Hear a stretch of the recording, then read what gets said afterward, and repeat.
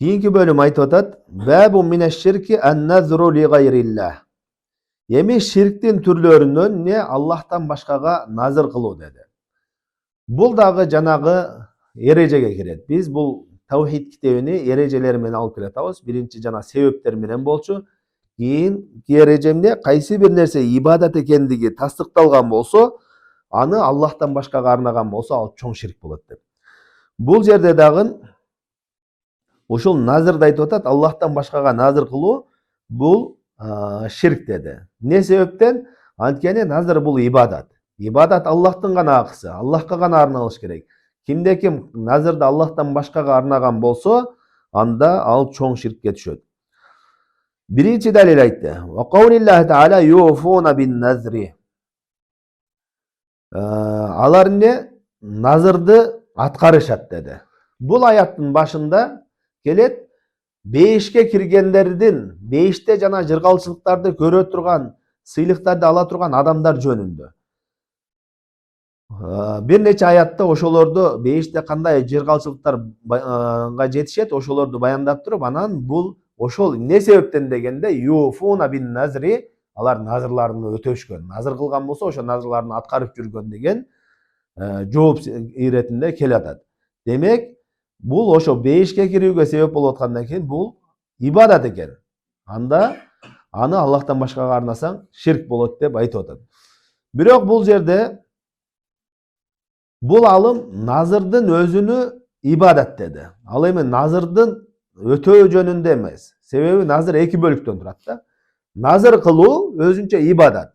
Назыр кылуу кимде ким Аллах Таалага мен Аллах Таала үчүн 3 күн орозону кармоону назыр кылдым десе, бул өзүнчө ибадат. Экинчи бөлүгү бар, ошол кылган назырыны аткаруу, ишке ашыруу. Бул өзүнчө ибадат, өзүнчө бөлүк. Бул алым бул теманы эмнеге койду? Назыр кылуу жөнүндө койду. Бирок бул далилде назырды аткаргандар жөнүндө келип атат да, аткаргандар жөнүндө. Эми бул Аллах алам экөөнү бириктирип жыйынтыгы менен айтып атса керек, бирок бул темасында бул аят ачык айкын далил болбой калат. Неге? Бул назырды аткаргандар жөнүндө болуп атат. Кийинки аят болсо, ошол назырга тиешелүү. Аллах Таала Куранда айтат: "Ва ма анфaqtum min nafaqatin aw nazartum min nazrin fa innalloha ya'lamu." Силер кандайдыр бир нафака, садака кылбагыла, же болбосо кандайдыр бир назыр кылбагыла, Аллах Таала аны билет деди. Бул жерде дагы ошол назыр кылгандарды мактап атат.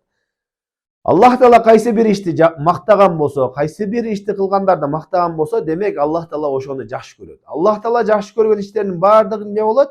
Ибадат болот. Демек, бул ибадат экенин билгенибизден кийин, ошол ибадатты Аллахтан башкага арнасаң, ал эмне болот? Чоң ширк болот. Кийинки далил ва фи сахихи, сахихте келет дейт, пайгамбар саллаллаху алейхи ва саллям айтып атат. Ан Айша радhiyallohu anha anna Rasululloh sallallohu alayhi vasallam qol. Айшадан өзү риваят кылат, пайгамбар саллаллаху алейхи ва саллям ушундай деп айтты. Ман назара ан юти'а Аллаха фальюти'ху ва ман назара ан я'си Аллаха фала я'сихи. Кимде ким Аллах Таалага моюн сунууну, ибадатты назыр кылган болсо, анда ал ошого моюн сунуп аткарсын.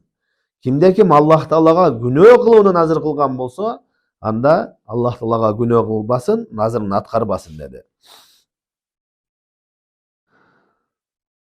Бул дагы ошол назырды аткаргандарга тиешелүү. Назыр кылууга эмес, назырды аткарганга тиешелүү бул далил дагы. Эми бул жерде назыр жөнүндө бир нече маселелер бар. Биринчиден, назырдын мааниси эмне? Назырдын мааниси бул мусулман адам өзүнө кандайдыр бир амалды, Аллах Таала важип кылбаган, милдет кылбаган амалды өзүнө милдет кылып алуу. Эгерде мен Аллах Таалага 3 күн орозо кармоону өзүмө назыр кылдым десе, ошону кармаш важип болуп калат. Эми ошол назыр эки түрдүү болот. Назыр мутлак, назыр мужаза деп коет. Жалпы эле эчтекеге шарт кылбай эле назыр кылуу. Мен Аллах Таала үчүн 2 рекат намаз окууну назыр кылдым десең, жөн эле эчтеке шарт кылган жоксуң. Бул биринчи түрү. Экинчи түрү болсо назыр мужаза, бирдекеге байлоо, шарт кылуу. Эгерде Аллах Таала мага шифа берген болсо, мен мында кылам Аллах Таала үчүн деп. Эгерде Аллах Таала мен бир жоголуп кеткен буюмду табууну насип кылган болсо, Аллах үчүн мында кылам десең, бул эмне? Назыр мужаза болот да. Nazır ушул эки түрдө болот. Эми алымдар ушул назырды макрух деп айтышат. Назыр кылуу макрух деп айтышат. Кээ бир алымдар да.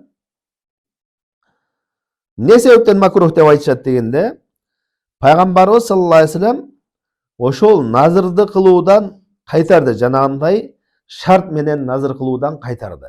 Эгерде мага Аллах таала мындай кылса, мен мындай кылам деп айтуудан. Ал жөнүндө хадис келет Бухари Муслимде. Иннама юстахражу бихи минал бахил. Бул нерсе сараң адамдан гана чыгат деди, ушу назырды, сараң адамдан. Эгерде Аллах таала мага шифа берсе, мен мындай кылам деп, Аллах таалага жөн деле ибадат кыла берсең болот да, шарт кылбай эле. Ошон үчүн сараң адамдан чыгат. Ошол себептен эмне назырды макрух деп айтышкан да кээ бир алымдар.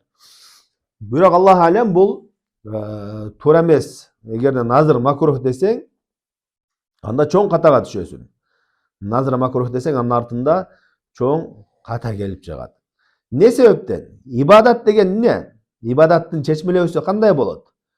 Аллах таала жакшы көргөн, Аллах таала ыраазы болгон сөздөр, амалдар, иштер, ички жана сырткы сөздөрдүн баардыгы ибадат, макрухту Аллах таала жакшы көрөбү, жакшы көрбөйбү?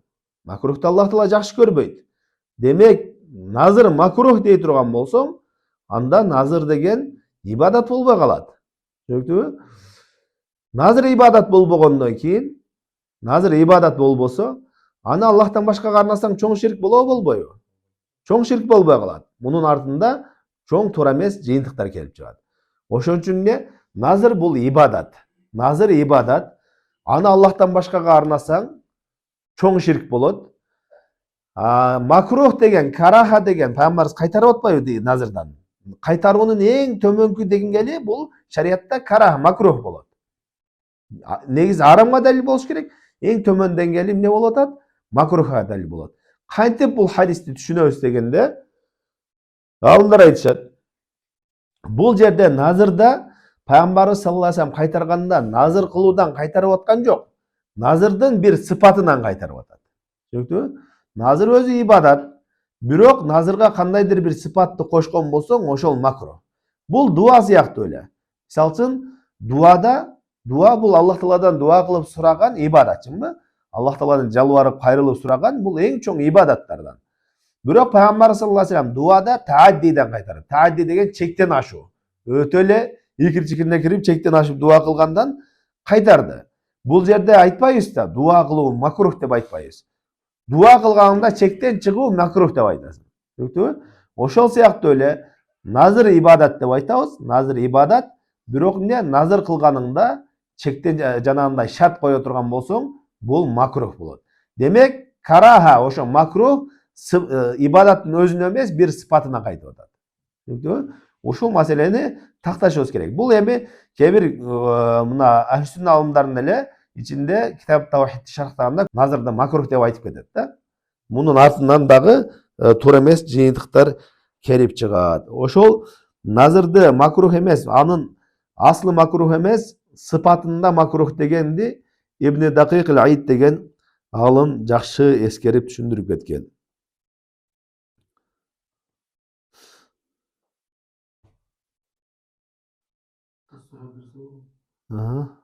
Бул назыр ибадат, ошо кыскасы түшүнгөндөй ибадат макрух болушу мүмкүн эмес туурабы?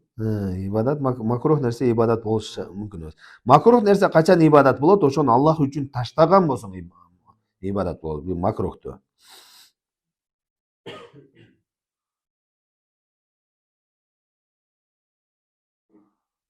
Барбы суроолор дагы? Ошо кээ бир алымдар айтып атпайсызбы, макрух деп айтат депчи. Алар кантип ошону макрух деп туруп, то есть ибадат эмес деген маанидә айтабы? Жок, ибадат бирок макрух дешет да. Негизи бул таарут, мындай бири-бирине сөзү каршылаш да. Ошон үчүн кээ бир устаздар менен да сүйлөшүп эметкенбиз, бул маселеде эмеге такала берет. Муну макрух десең, тупикке такала бересиң да. Илгерки имамдардын сөзү барбы ошол өкүм боюнча макрух деп айтылган сөздөр? Кийинен чыкты. Жок, кийинки Шейхул Ислам Ибн Теймиянын да сөзү болуш керек макрух дегенчи. Илгерки алымдардан деле бар. Ижаза дейсизби, ошонусу кайтарылган болот да? Mucaza деген эгерде шарт кылсаң. Эгерде мен мындай болсо. Ошол шартың макрух дейсиң да. Назырдын өзү эмес, ошол шарты макрух болот. Ошо видеого берилсе, анан назар аткарыш важип болуп калат. Ооба, эгерде андай кылса дагы, ал дагы эмне? Аткарыш важип болот. Эми ушул бул негизи назыр фик маселеси. Назырда качан аткарыш керек, аткарбай койсо кандай жаза болот? Бул фик маселеси, фик китептеринде келет. Эгерде кааласаңыздар, ошол түрлөрүнү айтып кетебиз. Биринчи абалы, жакшы эметип алсаңыздар, биринчи абалы назыр мутлак, мындайча айтканда, эчтекени чектеген жок. Мен Аллах Таалага назыр кылдым деди. Бирок эмнени кылышты чектеген жок. Түшүндүңүзбү? Кандай назыр эмнени аткарам дегенди чектеген жок. Андай абалда анын жазасы кафарат ямин. Жанында касам ичкениңден кийин кафарасы бар го. 3 күн орозо кармашың керек, же эмне? Кедейлер той кылышың керек. Ошондой кафара. Ошону менен кутуласың. Бул эгерде эчтеке менен чектеген эмес болсоң. Мен Аллах Таала үчүн назыр кылдым дедиң, бирок эмне кылууну чектеген жоксуң. Экинчиси болсо назыр мубах деп айтышат. Ибадат эмес, жөн эле бир ишти. Мен Аллах Таала үчүн машинамды минүүнү назыр кылдым дедиң. Унамды минүүнү назыр кылдым. Тети жерге барып келүүнү назыр кылдым десең. Бул дагы эмне? Назыр аткарылбайт, ошо кафарат ямин кылат. Ошо яминдин кафарасын кылат. Түшүндүңүзбү? Үчүнчүсү болсо макрух иштерди кылган болсо. Макрух ишке назыр кылган болсо. Мисалы үчүн мен аялымды талак кылууну назыр кылдым десе. Талак кылуу макрух, чынбы? Бул дагы эмне кылат? Бул дагы кафарат ямин кылат. Ошо макрух ишти кааласа эмесини назырын аткарса болот, бирок кааласа кафарат ямин кылса болот. Бирок эмне? Назырын аткарбаган жакшы, анткени макрух ишке түшөт. Төртүнчүсү болсо, бул эгерде арам иш кылууну назыр кылган болсо. Мен Аллах Таала үчүн бир күнөө кылууну назыр кылдым десе, бул эмне? Ал аткарылбайт. Пайгамбар саллаллаху алейхи хадисте айткандай, "Мен назара ан яси Аллаха фала ясихи." Кимде ким Аллахка күнөө кылууну назыр кылган болсо, аны аткарбасын деди. Бешинчиси назыр таа, ошо ибадат иретинде назыр кылган болсо. Ушул ибадат иретиндеги жанагы эки түрдүү болот. Биринчиси эмне? Жөн эле бирдекеге байлабай эле, шарт кылбай эле кылган, ал аткарыш керек назырыны. Экинчиси болсо, жанагындай бирдекеге шарт кылган болсо, ал дагы эгерде шарт аткарылган болсо, аны дагы аткарыш керек болот. Ушул назырдын кыскача маанилери. Суроолор барбы дагы?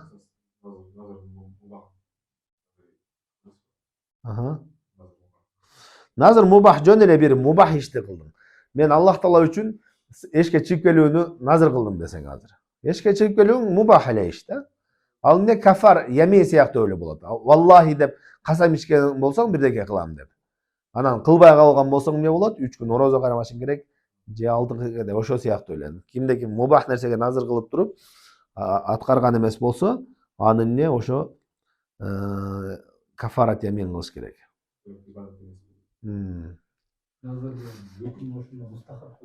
Назырдын өкүмү мустахаб болот, ибадат. Аткарыш важип, аткаруу важип болот. Назыр кылуу эмне? Мустахаб. Жана айттык го, назыр эки бөлүктөн турат деп. Назырды кылуу, анан аны аткаруу. Назырды кылуу бул мустахаб, ал эми аткаруу болсо важип. Ал эми назырды жанагындай муаллак бирдекеге байлап кылуу, ал эмне? Макрух. Ошол шарт кирген үчүн. Түшүндүңүзбү? Назырдын өзүн мубах деп айтсак, ал ибадатка кирбей калат. Ооба. Ибадаттар эмне? Же важип болот, же мустахаб болот. Ал мубах нерселер ибадат болбойт. Назырдын мен чөтөбө жакшы укпаган кандай артыкчылыгы бар? Каяктан Аллах Таала мактап атат назырды ошол? Сиз айтып болуш керек азыр мен. Ал аяттын башынан башка аяттарды окусаңыз, бул далили каяктан болот? Назыр жана бейишке кирген адамдарды айтып атат. Wa yashrabuna min ka'sin kana mizajuha kafura ayna yashrab biha ibadullah fajrunha tafsira деп бейиштеги жыргалчылыктарды, бейишке кирген адамдарды эскерип туруп, анан ошол аяттын уландысында эмне атат? Юфуна бин назри. Алар ошо бейишкеде жыргаган адамдар бул дүйнөдө эмне кылчу эле десе, назырларын аткарышчу дейт. Сыйлык. Ошондой эле ва ма анфактум мин нафакатин ау назартум мин назрин фа инналлаху я'ламу. Силер кандай бир садака кылбагыла, кандай бир назыр кылбагыла, Аллах Таала аны көрүп туручу, билип туручу деп мактап атат. Ошо садака, нафака ибадат да. Билби? Ошол кылгандарды мактап атат. Демек Аллах Таала мактаган нерселер алар ибадат болот. Аллах Таала жакшы көрөт, ошолор ибадат болот.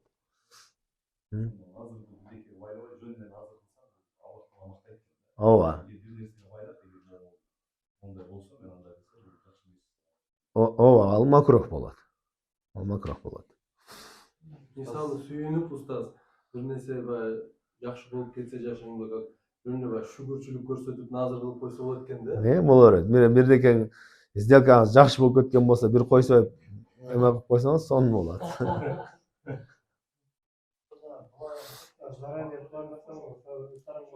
Не дейсиз? Чектен чыгып кетсең, мисалы үчүн кандай чектен чыгуу деген? Таадди деген чектен чыгуу. Мисалы үчүн, ey Аллахым, мага имандуу салиха аял бер дедиң, үйлөнөм деп аткан адам. Анан бул нормальный дуа. Чектен чыгуу кандай? Ey Аллахым, мага имандуу салиха фигура 90-60-90 болсун, мындай болсун деп уже чектен чыгып сыпаттарга кирип кетип атсаң. Мага жакшы, берекелүү унаа бер деп насип кыл деп дуа кылдың. Анан эмне? Ey Аллахым, мага жакшы, берекелүү унаа бер. Түсү ак болсун, авто эмеси болсун, анан мындай болсун деп отурсаң, бул уже чектен чыккан, да? Assalomu alaykum va rahmatulloh. Ва алейкум ассалам ва рахматуллахи ва баракатуh. Мал назырды эки түргө бөлүнөт деп эдик беле. Биринчи назыр мутлак анан мужаза да. Мисалы үчүн 2 рекет намаз окуймун, же 5 рекет намаз окуйм, же 10 күн орозо кармайм дебесин, просто орозо кармай беле деп коесуң, ошондо. Аллах Таалага 10 күн орозо кармоону назыр кылдым деп койсоңуз болду. Ушу мутлак болобу? Же мужаза болобу? Жок, мутлак болот. Мужаза деген шарт кылуу. Эгерде Аллах Таала мага шифа берсе кылам, эгерде Аллах Таала мага бала берсе мындай кылам, эгерде Аллах Таала мага жоголгон буюмду тапса мындай кылам десеңиз, бул мужаза. Мындай шарт кылуу бирдекеге байлоо. Мутлак деген сиз жанагы түшүнүп атасыз. Мутлак дегенде бул назырга кирбейт, жөн эле мен Аллах Таала үчүн назыр кылдым десеңиз, эчтекеге байлабасаңыз, мисалы үчүн орозо кармоону да айткан жоксуз, ибадат кылууну да айткан жоксуз, жөн эле Аллах Таала үчүн назыр кылдым десеңиз, бул назыр болбойт. Бул эмне? Касам ичкендей болот.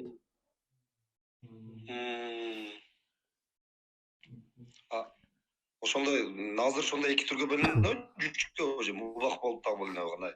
Эки түргө бөлүнөт. Назыр бул ибадат, назыр эки түргө бөлүнөт. Ибадат болгон назыр. Беркилери мубах ал ибадат эмес, жөн эле. Мубах ал ибадат эмес. Ал касам ичкен сыяктуу болот.